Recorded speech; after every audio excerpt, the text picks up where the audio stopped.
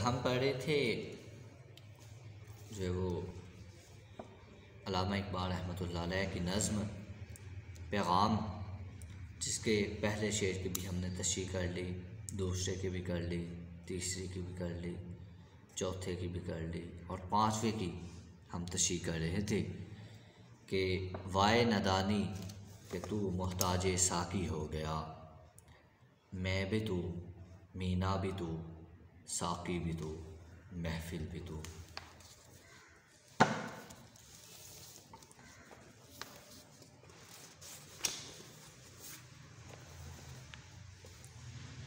अल्लामा इकबाल रहमतुल्लाह अलैह जो हैं दौर जदीद के, मैंने आपको बताया कि मुसलमानों पर अफसोस ज़ाहिर करते हैं और वो किसी दूसरे के, कहते हैं वो किसी दूसरे के साकी, दूसरे के मोहताज हो गए, इस दूसरे साकी के। हालांकि ये ख़ुद ही साकी थे, ख़ुद ही रहनुमा थे, ख़ुद ही सराही थे और ख़ुद ही शराब हुआ करते थे। कहते हैं कि अब ये किसी और साकी के मोहताज हो गए हैं, जिस वजह से वो मुसलमानों की हालत पर अफसोस का इजहार कर रहे हैं। तो मुसलमान अपनी शान व शौकत को शायद भूल गए,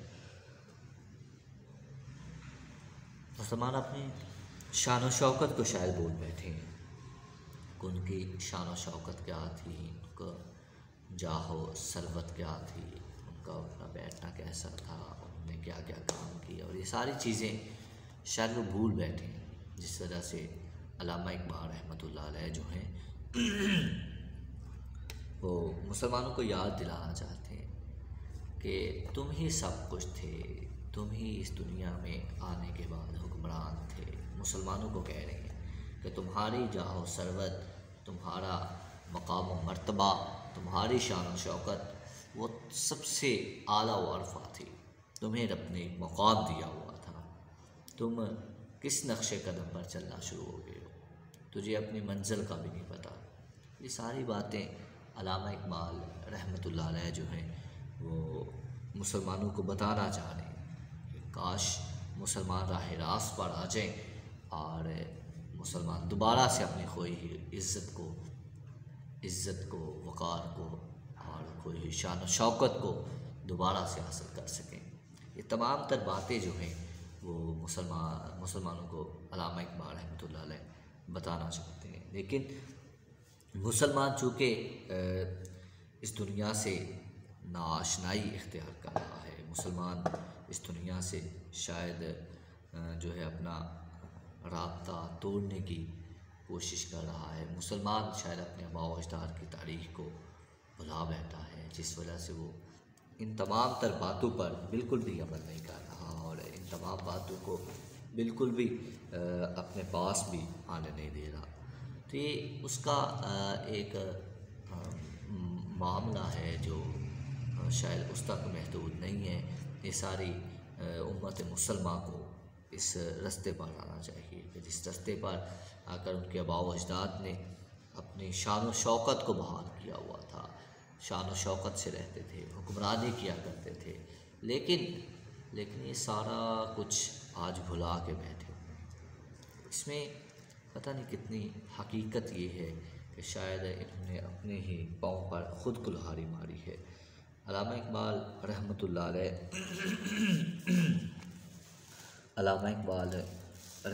अलैह ने असर हाजिर को मलकुल मौत करार दिया है। और ये मैंने आपको पहले भी बताया कि असर हाजिर में आज का मुसलमान जो है वो शायद सारा कुछ जो है वो दुनिया को समझ रहा है, दुनिया की रंगीनियों में होकर वो अपना वक़ार, अपना मकसद दुनिया में आने का वो सारा कुछ भूल गया है। लेकिन ऐसा होना नहीं चाहिए था, क्योंकि मुसलमानों को तो ये ज़रूरी था कि वो अपनी तारीख़ को याद रखते और अपने जो है जाहो हशमत, शान व शौकत, ये सारा कुछ उनको याद होता और उसके बाद जाके वो फिर इसी मुकाम पर पहुँचते। लेकिन मुसलमान ये सारी की सारी चीज़ें भूल बैठा है, इसलिए शायद दर बदर की ठोकरें जो है उसका मुकद्दर बन गई। दर बदर की ठोकरें जो है वो खाता हुआ आज का मुसलमान दिखाई देता है। वरना अगर ऐसा होता कि मुसलमानों को अपनी तारीख़ याद होती, मुसलमान अपनी तारीख़ पर अमल करते होते, तो कभी भी मुमकिन नहीं था कि मुसलमान किसी की खातिर, किसी के लिए जो है वो सारा कुछ बयान कर ले, मुसलमान किसी के लिए सारा काम कर रहे होते या किसी के मोहताज होकर बैठे रहते।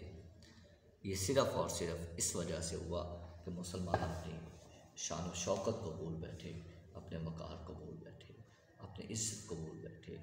और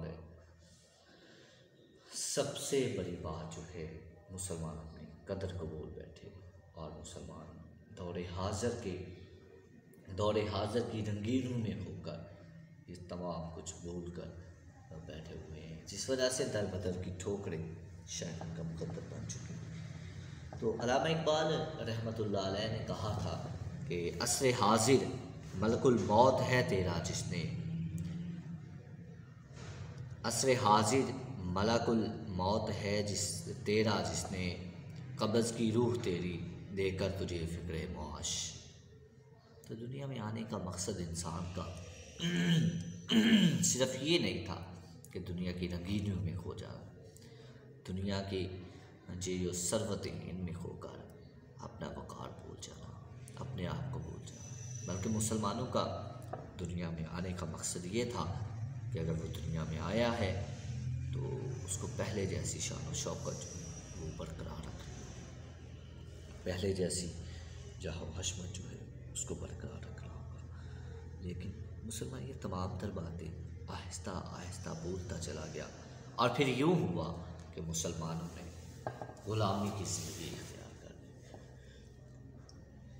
और मुसलमान ने शायद सारा कुछ जो है वो फ़िक्र मुआश को समझ लिया हुआ है।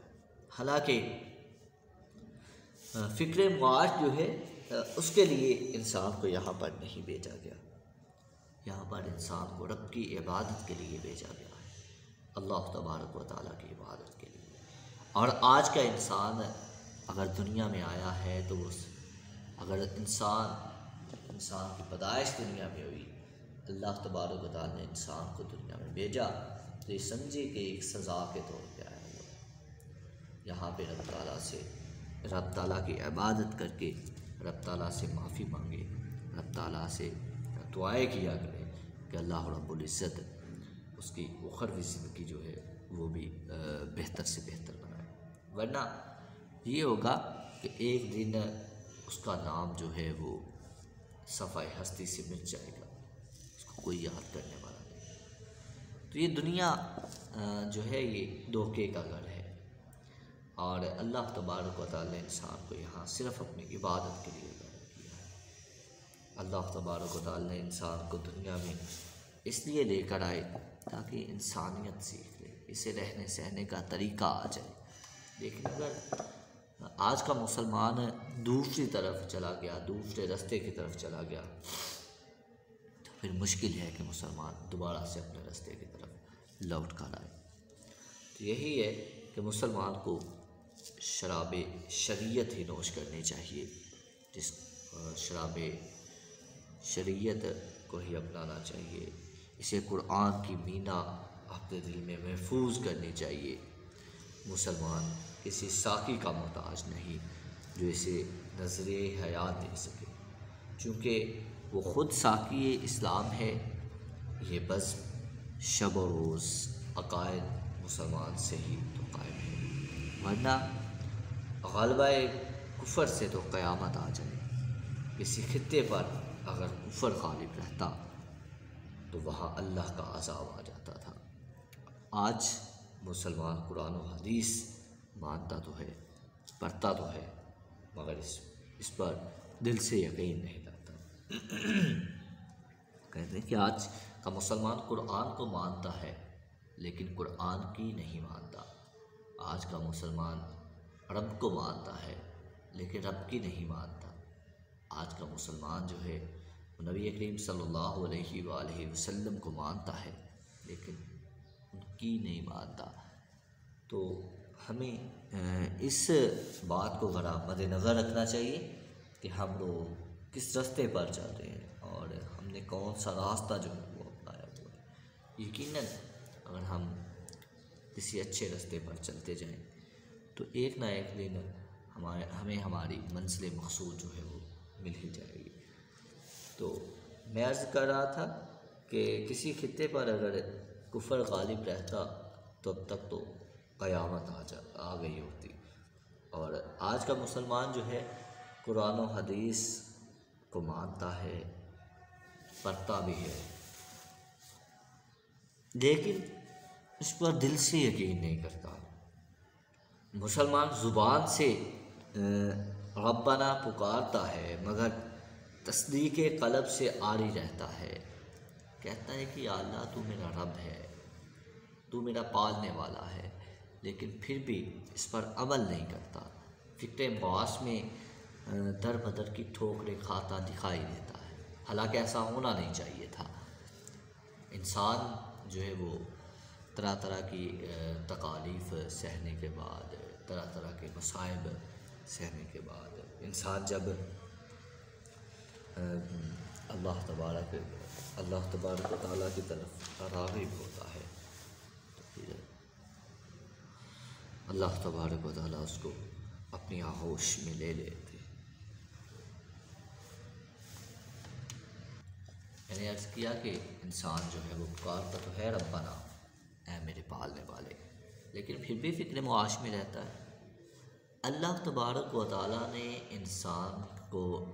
इंसान से रिज़्क़ का वादा किया हुआ है कि इंसान को रिज़्क़ मिलकर रहेगा, इंसान कभी भी भूखा नहीं मरेगा। अल्लाह ने सिर्फ़ अपनी इबादत के लिए पैदा किया कि इंसान तूने दुनिया में आके मेरी इबादत करनी। लेकिन होता क्या है कि हम लोग हर वक्त जो है वो फ़िक्र मवाश में लगे रहते हैं, हर वक्त अल्लाह तबारक व तआला के अहकामात को बुलाते हुए जगह व जगह दर बदर की ठोकरें खाते हैं। सिर्फ़ किस लिए कि जिसके लिए अल्लाह ने हमें वादा किया हुआ है कि तुम्हें रिज़्क़ मिलकर रहेगा, तुम सिर्फ़ मेरी इबादत करो। अगर हम उसी के फरमान पर नज़र डालें, उसी के फरमान पर अमल करें तो यकीनन हमारी ज़िंदगी जो है वो जन्नत नुमा बन सकती है। यकीनन हम अपनी ज़िंदगी में बहुत हद तक कामयाब हो सकते हैं। तो मैं ये कह रहा था कि मुसलमान ज़ुबान से रब्बाना पुकारता है लेकिन दिल से तस्लीम नहीं करता, क़ल्ब से तस्लीम नहीं करता। क़ल्ब से तस्लीम करने से हमेशा आरी रहा है और रहता है। इकबाल जवाना ने इस्लाम की खुदी को इश्क से ममूर करना चाहते हैं। इकबाल कहते हैं कि खुदी हो इल्म से महकम तो गैरत जिब्रील, खुदी हो इल्म से महकम तो गैरत जिब्रील, खुदी हो इश्क से महकम तो सूरे इसराफील। और अल्लामा इकबाल रहमतुल्लाह अलैह एक जगह कहते हैं कि खुदी को कर बुलंद इतना कि हर तकदीर से पहले, खुदी को कर बुलंद इतना कि हर तकदीर से पहले, खुदा बंदे से ख़ुद पूछे बता तेरी रज़ा क्या। तो ऐसे ही हमें दुनिया व आखिरत की कामयाबी के लिए, दुनिया व आखिरत के कामयाब होने के लिए जो है वो खुद ही को पहचानना होगा। जो अहकामात हमें बताए गए हैं हमें उन पर अमल करना होगा, वरना वो वक्त दूर नहीं है कि हम हस्ती जहाँ से मिट जाएंगे। इसलिए ज़रूरी है इश्क जो है इकबाल के नज़दीक से मुराद जज्बा है जो मकसद की खातर सूदो ज़ियां से मावरा हो जाता है, और अक़ल सरे मक़तल से बचाव के लिए तदाबीर इख्तियार करती है, जबकि इश्क आतिशे नमरूद में बेखौफ व ख़तर कूद पड़ता है। अक़ल यज़ीद को मैदान करबला में फ़ातह करार देती है, जबकि इश्क नेज़े पर कुरान पढ़ते हुसैन को हयात इस्लाम का ज़ामन करार देता है। यही इश्क मिरास रहा है। इकबाल मुसलमान को राह हदायत इन अल्फाज में दिखाता है कि अक्लो दिलो निगाह का मुर्शद अव्वली है इश्क। अक्लो दिलो निगाह का मुर्शद अव्वली है इश्क। इश्क ना हो तो शराओ दीन बुतकदा तसव्वुरात, कि अगर इश्क ना हो तो इस सारा कुछ जितना भी जिस पर चीज़ों पर हम अमल करते हैं वो सारा का सारा जो है वो बुतकदा तसव्वुर किया जाएगा। लेकिन होना ये चाहिए कि बहुत से लोग यूँ करते हैं कि जब जो इश्क नहीं करते, लेकिन आप ये याद रखिए कि हमेशा जो इश्क है वही कामयाब होता है, आशिक ही हमेशा कामयाब होता है, बातिल कभी कामयाब नहीं होता, बातिल हमेशा नाकाम होता है। वक्ती तौर पर अगर बातिल कामयाब हो जाता है तो एक वक्त आता है कि ये हकीकत अया हो जाती है कि कौन कामयाब हुआ है और कौन नाकाम हुआ है। इसकी हकीकत जो है वो आप दुनिया तारीख़ में देख सकते हैं कि दुनिया में लोगों ने किस तरह अपने आप को महकम किया, किस तरह अपने आप को साबित किया। हज़रत हुसैन रज़ियल्लाहु ताला अन्हु का देख कि यज़ीद ने क्या किया, वक्ती तौर पर तो वो कामयाब साबित हो गया, वक्ती तौर पर तो उसने अपने आप को मजबूत कर लिया, वक्ती तौर पर तो उसने कह लिया कि मैं कामयाब हो गया, मैंने फ़तह हासिल कर ली। लेकिन बाद में तारीख़ ने आज भी फ़ातह के तौर पे हज़रत हुसैन रज़ियल्लाहु ताला अन्हु को माना है, ना कि यज़ीद को। उसके बाद अगर देखा जाए तो हज़रत इब्राहीम अलैहिस्सलाम को जब आग में डाला गया, हज़रत मूसा अलैहिस्सलाम या हज़रत इब्राहीम अलैहिस्सलाम को जब आग में डाला गया तो क्या हुआ कि इश्क जो था वो बेखौफ़ कदर आग में कूद पड़ा और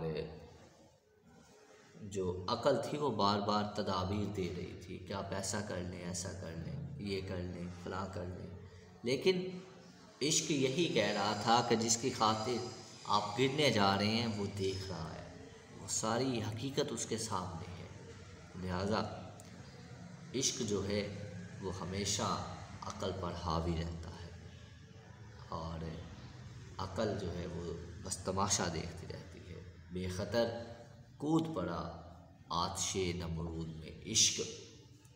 तो ऐसा ही कुछ है कि आशिक की जो ज़ुबान है, आशिक के जो काम है वो अकल से मावरा होते हैं और इश्क कहते ही इसका नाम इश्क है ही इसका नाम है कि जब आपको किसी ज़ात से इश्क हो जाता है, आप किसी के इश्क में मुब्तला हो जाते हैं तो फिर आप सिर्फ़ और सिर्फ उसी के काम को सही अंजाम देते हैं।